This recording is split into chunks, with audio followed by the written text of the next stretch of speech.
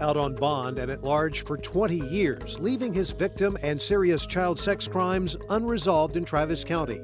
A suspect in a violent Austin robbery out on bond, accused of murdering a young mother. Cases we've investigated this year calling the criminal justice system into question, along with judges making these decisions. And tonight we investigate the murder of 31-year-old Catherine Dyer, set for trial last year in Travis County when the suspect, her own boyfriend, disappeared while out on bond. That's after a judge granted the removal of his ankle monitor. KXAN investigator Brittany Glass learned friends of the couple say they want someone to be held accountable for his escape and make sure something like this never happens again. November 17th, 2015, the day after the murder. This anger and rage lives within him.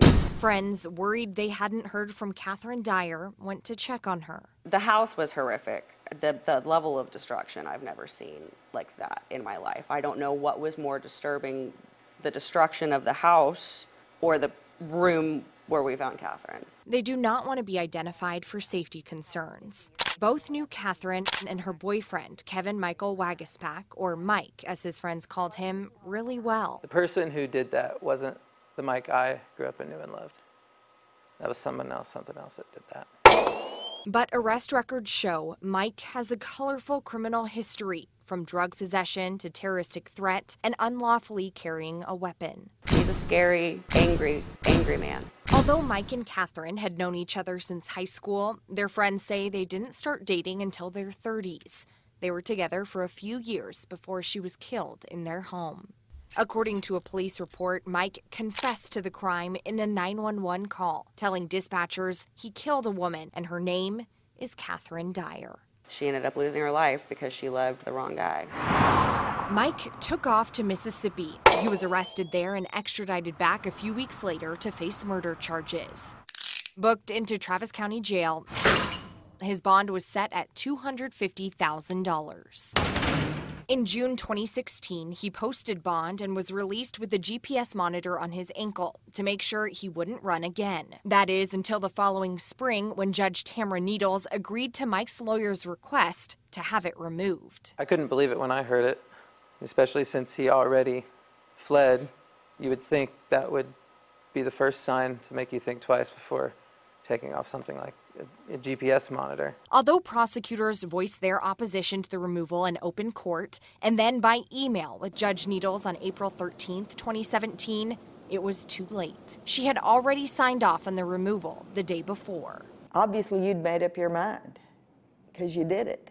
Travis County District Attorney Margaret Moore says it was months before her office found out the monitor had been removed, and the bail bondsman too. Sadly, our assessment of the flight risk turned out to be correct. Just days before his murder trial was set to begin in October last year, Wagaspak went missing once again. We are very concerned about safety, and this remains a high priority case. I don't think it's a good practice for a judge to do that. That outcome came as no surprise to the couple's friends. They blame the judge. She all but drove him to the bus station, essentially, in my mind, and none of this should have happened. Whatever may happen in the future, I feel like it's on her hands. Going forward, knowing that Judge Needles is still on the bench, are you concerned? Incredibly, incredibly. And she should have taken much closer consideration into the details of this and what a threat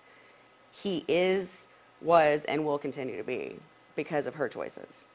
Judge Needles declined an interview. Because this case is pending, she says she's not ethically allowed. DA Moore says she's still optimistic Wagaspak will eventually face trial. She says her office is taking every step to capture him, even urging the U.S. Marshals to put him on their high priority most wanted list. On top of the murder charge, he faces one for bond jumping.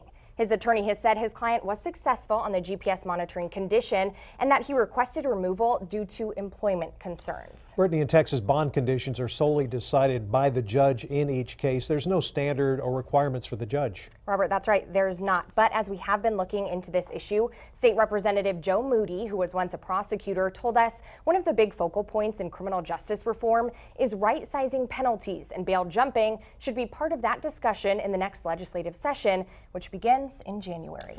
We know lawmakers in California tackled the issue just last month. The governor there signed unprecedented measures to eliminate cash bail. It will be replaced with risk assessments of defendants, things like public safety and their likelihood of showing back up in court. The senator behind the bill says high-risk defendants will remain in custody until they are arraigned. The system is not safe. The Chief Justice says current money bail is neither safe nor fair. I think what you're going to see now is safe and fair.